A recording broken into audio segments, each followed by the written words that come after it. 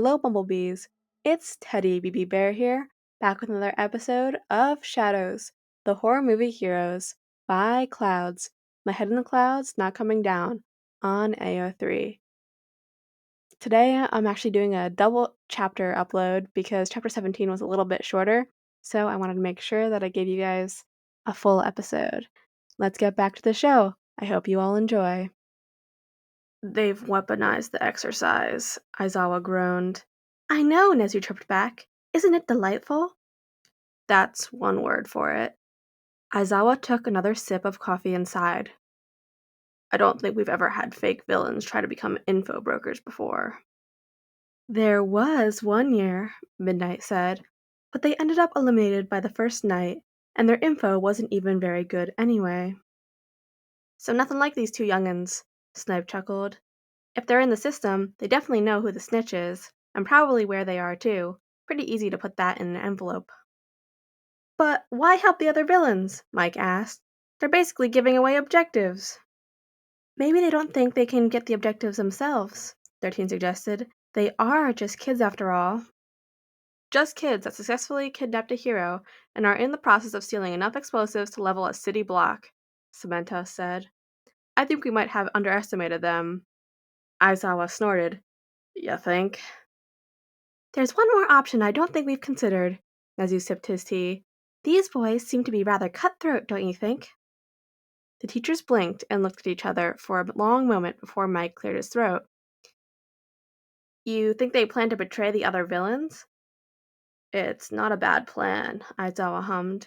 Let the others deal with the high security and the heroes, then steal the objectives back. If they can pull it off, it might just be less work than going after the objectives themselves. Nezu nodded. Exactly. That's... Snipe shook his head.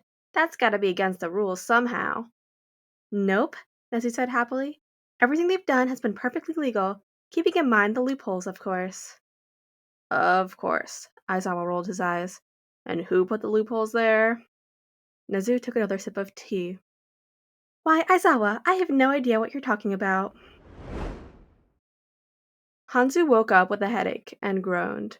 The last thing he remembered was helping that lost kid and him asking for an autograph, and Hanzo's eyes widened and he tried to stand up only to fall flat on his face. That dumb kid hadn't just tied his wrists behind his back, of course not. That would have been too easy. No, he'd gone through the trouble of tying his ankles together too. Hanzo struggled fruitlessly for a few minutes, before giving up and looking around. He was trapped in some sort of closet, but his captor had at least had the decency to leave a box fan in there and give him some airflow. He did his best to try to press his comm against his shoulder to activate it. Guys, team, come in. There was nothing but static, and Hanzo's stomach sunk as he realized that the kid must have done something to it. How had he even gotten into this situation? They'd gotten the villain's files a full week before the exercise, and all the hero students had practically memorized them so that they wouldn't be caught off guard. If that kid had been in the files, Hanzo would have recognized him. Maybe he was just working with the villains and wasn't actually one himself. But if that was the case, then he would have hesitated before taking down a hero. So he probably was a villain, but which one? Hanzo racked his brain for a moment before he finally half remembered one of the files they'd been given. They hadn't given much thought to it at the time because there wasn't much info in it to memorize. But now that he was sitting here, tied up in a closet, with plenty of time to think, he was starting to wonder if maybe they should have paid more attention to the Shadows file.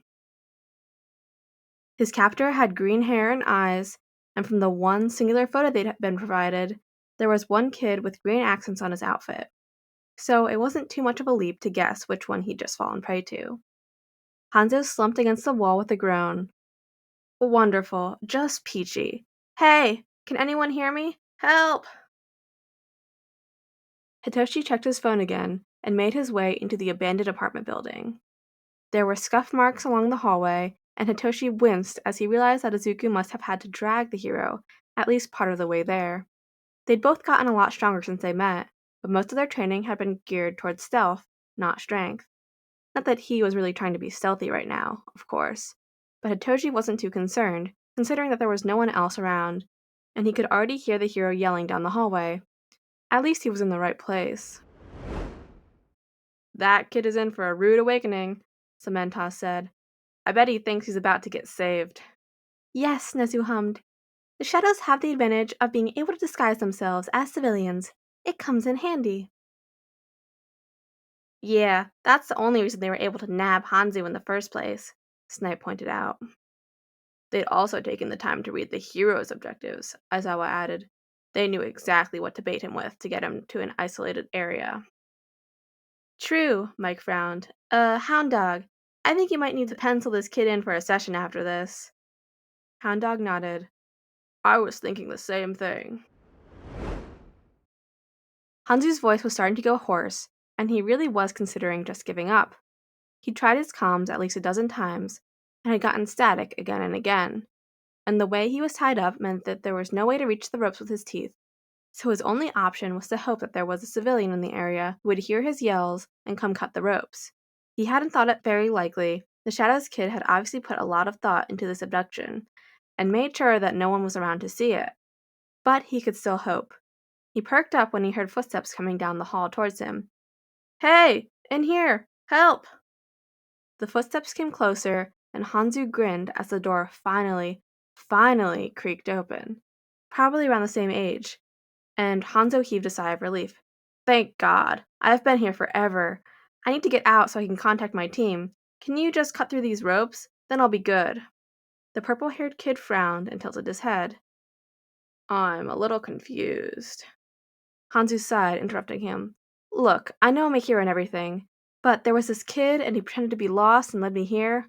Oh no, I know exactly how you got here. The kid crouched down so they were looking eye to eye. I'm just confused about why you think I'm here to save you. Hanzu's jaw dropped in horror, and he remembered one very important fact.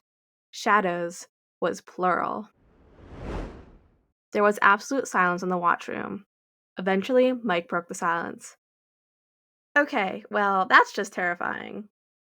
It's psychological torture, Aizawa gave him a look. Of course it's terrifying. They're using fear to make sure their opponent stays off rhythm, Snipe said. I'd even say it's a half-decent strategy if their opponent weren't already tied up. I'm all for tying people up, Midnight held her hands up, but it does seem like poor form to traumatize someone you've already beaten. It's unnecessarily cruel, 13 agreed. Why taunt them like this? That was when Nezu piped up. Because they're actually thinking like villains. Izuku? Behind Shinso's voice, Izuku could hear Hanzo screaming for help. Can I kill this guy yet? He's really loud. Almost. Izuku eased on the brakes instead of accidentally slamming them like he had the first few times. He was lucky none of the bombs in the back had exploded already. He swiped the hero's license in the last keypad and carefully drove through the gate before tossing the license out the window. Okay, done. He heard a gunshot over the comms. Meet you back at the apartment? Izuku nodded. I'll drop these off and meet you there. Sorry about that, Hitoshi shrugged and took a step forward to help Hanzo, who currently had red paint smeared across his chest. Let me... Sorry? Hanzo pulled at the ropes and snarled. Sorry? Sorry doesn't cut it. You tied me up and... Technically, my friend tied you up, Hitoshi interrupted. And now I'm here to untie you, so... Actually, Hitoshi froze as an unfamiliar voice spoke in his ear. I believe it's best if you leave that to me. Perhaps it's best if you're not in the area when my clones come to collect him. Hitoshi gulped and backed away. That must be ectoplasm, the teacher responsible for collecting all the fallen players. If they didn't want him to untie Hanzo, that meant they didn't trust him to not attack Hitoshi, even though he was now out of the exercise. And as Hitoshi looked at Hanzo snarling at him, he couldn't help but agree that that was the safer option. Yeah, Hitoshi nodded. I'll leave him to you. There was a sigh on the other end as Hitoshi walked away. Thank you for that, at least. Hitoshi got back to the apartment first, which was understandable, considering that Izuku had to drop off the bombs at a safe location. He sighed and sat down to browse some of Izuku's notebooks. The plan was simple, as far as it went, but it involved a lot of watching and waiting for the other villains to make a move, which unfortunately wouldn't be happening until later tonight. Right now, pretty much everyone else was either licking their wounds or celebrating their successes, and the heroes were too busy setting up their agency to actively pursue any of the villains. That would probably change tomorrow, but he and Izuku had the rest of the afternoon to do, well, whatever they wanted, really.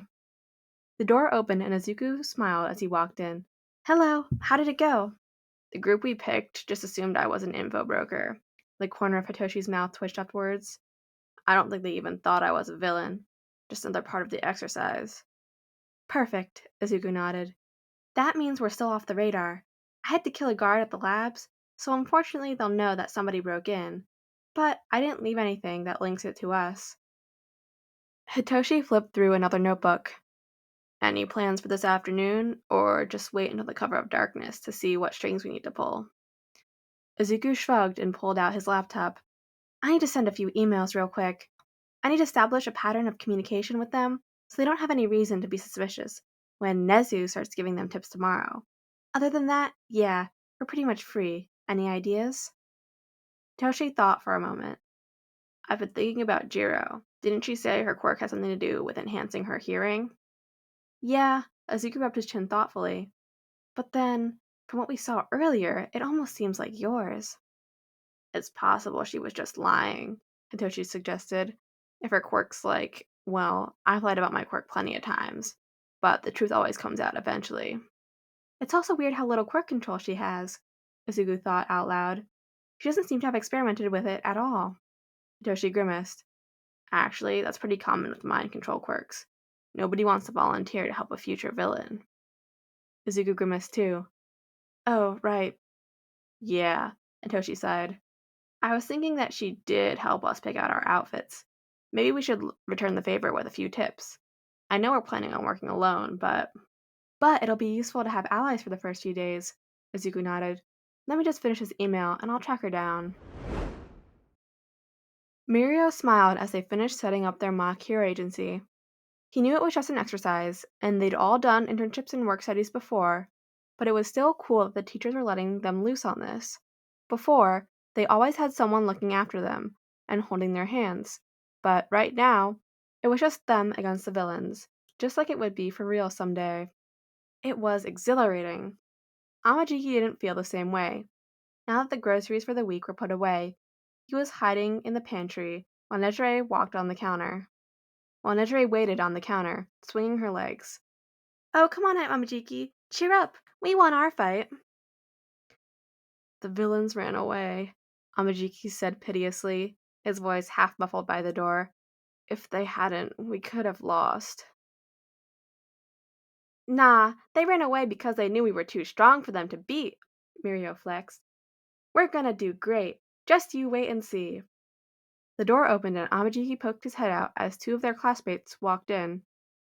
Shiguro Shin and Akane Kohaku had both transferred from the support course last year, so they were the ones who had been assigned to set up all the techie stuff at the agency's command center. When he saw them, Amajiki's eyes widened and he slammed the pantry door closed. Oh no, we're being hacked. Kohako rolled her eyes, the literal copper wires that made up both her hair and her quirk bouncing as she shook her head. Why do you always jump to the worst conclusions, Tamaki? We're not being hacked. Amajiki poked his head out again. We're not? Of course not, silly, Nejire giggled and hopped off the counter. These people aren't real villains or anything. Mirio nodded in agreement. So what's up? Nezu sent us a message, Shin said. He was a bald boy with pointed ears, whose quirk let him find any object he'd touched. We were going around and collecting everyone who's here so we can read it together. The three of them followed their classmates to the big room they'd set up as their base of operations. Pretty much all of their classmates were there by now, sitting around the table, with the exception of a handful who were still out on patrol. Shindo, a kid with an earthquake quirk, who had transferred from another hero school, looked around the table and frowned. Hey, has anyone seen Hanzo? I thought he was supposed to be back from patrol by now. Last I heard, he was helping a lost kid, Kami, another transfer student, said. But that was a couple hours ago, so he should totally be back soon. Shindo shrugged. He can read it when he comes back. The rest of us are curious now. Fine, let's just do this. Kohaku projected Nezu's email up on the wall. Now, pay attention, everyone. Dear students, congratulations on surviving the first day of the exercise. I and the other faculty are proud of your efforts thus far, and are looking forward to seeing how you stop the villains in the coming days. Good luck! Nezu, UA Principal. Kyoka had no idea what she was doing, but she wasn't about to admit that. So what if One for All had given her an entirely new ability that she hadn't even considered? That didn't mean she had to freak out much. Now that she had a minute to relax, the significance of what she'd just done was hitting her like a truck. She'd just controlled people, like straight up, played their emotions like a guitar. It was as cool as it was terrifying. And now she had less than a week to master her new ability, all while pretending to be a villain, going after objectives, and somehow making All Might in Gran Torino proud. Wonderful. She had currently found an empty apartment to hide in. It didn't have any furniture, but it didn't have neighbors either, which meant that there was nobody around to turn her in. She'd learned her lesson about that the hard way. She was also getting hungry, but even with her new ability, getting groceries would be a challenge. So far, every time she'd used her emotion control, she'd ended up having to make a run for it, and that was going to be fairly difficult with a bunch of bags. The speakers had been hard enough. She did not want to try that with eggs. She froze when she heard footsteps out on her balcony. Nobody even knew she was here, and she couldn't think of any other reasons that someone would be traipsing around balconies. Was it a hero coming to arrest her? She got into a fighting stance and stared down the curtains until they started moving, and then stabbed blindly with her earphone jacks. Whoever was on the other side of the curtain grabbed them both and started wrapping them around his hand as he walked into the room. Midoriya was gritting as he emerged from the curtain. So you could hear us coming. I was starting to wonder if you lied about your quirk. Kyoka tried to yank her earphone jacks out of Midoriya's grasp, but he was holding on tight. Shinso just looked bored as he pushed aside the curtain and walked inside. Aw, is that any way to greet your old friend? Kyoka narrowed her eyes suspiciously. I thought you said we were enemies during this exercise. Well, yeah, but that doesn't mean we can't form alliances, Midoriya said, taking a closer look at her earphone jacks. For example, we don't want to get on the wrong end of these, and you need help with your quirk control. Kyoka stopped. How did you know that? We know a lot of things. Shinso gave her a teasing smile. So, new quirk development, or did you just not practice? Kyoka raised her chin stubbornly. I'm not sure what you're talking about. Suddenly, her brain went foggy, and Shinso's smile went wide. Relax. All the tension left her body before she even had a chance to realize what was happening. Midoriya let go of her earphone jacks, and he and Shinso exchanged knowing glances. It was only a few seconds, and then her brain cleared as Shinso dropped his control. I'm talking about that. Shinso looked almost nervous, but covered it with a small smirk. Although, I'm betting yours works a little differently. You. Kyoko was a little breathless. You can control people too. And you need help figuring out how to do that better, Midoriya said. So, what do you say? Truce? Kyoka frowned. What do you get out of it? Shinso rolled his eyes. Izuku really likes quirks. Midoriya chuckled awkwardly. Guilty. I just really want to know more about how your quirk works. Jiro sighed. You and me both.